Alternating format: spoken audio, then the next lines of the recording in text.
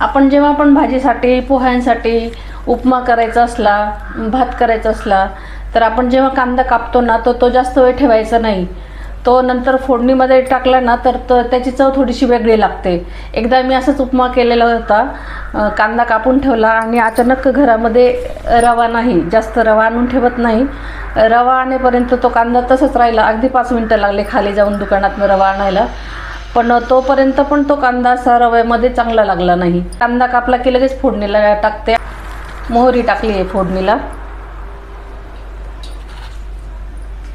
जिरे,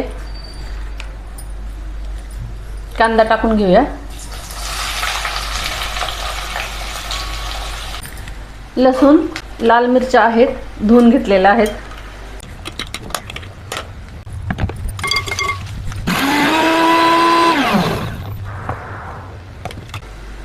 छान व्यवस्थित वाटलेले केलेलं आहे.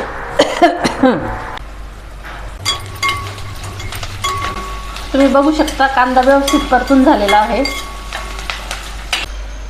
हळद टाकूया.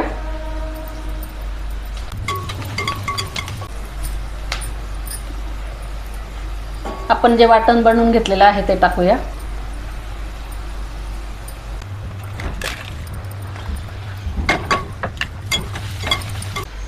हिंग टाकूया. आता आपण डांगर टाकून घेऊया.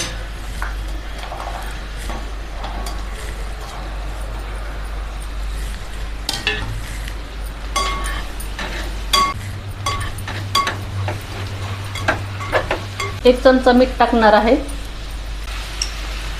तुम्ही बघू शकता डांगर असं ओलसर झालेलं आहे.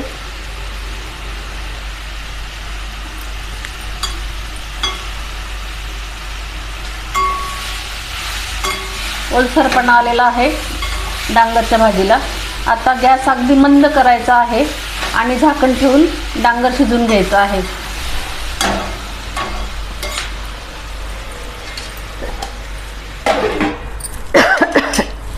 गॅस अगदी कमी करायचा आहे. अगदी थोडे शेंगदाणे वापरणार आहे. जाडसर दळून घेणार आहे. थोडेसे असे जाडसर दळून घेतलेले आहेत शेंगदाणे. लसूण टाकलेला असतो ना वाटून, त्यामुळे असं खाली टाकतो. तर मधनं असं हलवून घ्यायचं आहे डांगराची भाजी. परत थोडा वेळ झाकण ठेवूया.